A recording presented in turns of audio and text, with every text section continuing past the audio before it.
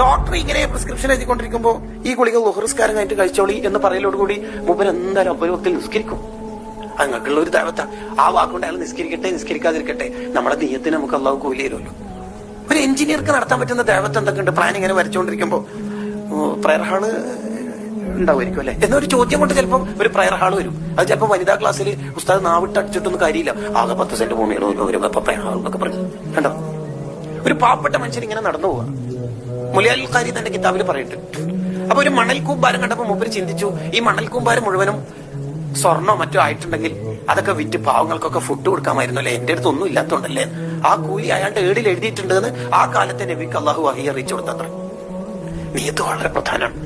ഇതൊക്കെ വിശദീകരിച്ചുകൊണ്ട് ഇമാം റാസി റളിയല്ലാഹു അൻഹു പറയുന്നുണ്ട്, നീയത്തിന്റെ വിഷയം ശരിക്കും ശ്രദ്ധിക്കാത്ത ആൾക്കാരുടെ കാര്യം വളരെ കഷ്ടം തന്നെ, വളരെ കഷ്ടമാണ് സംഭവം.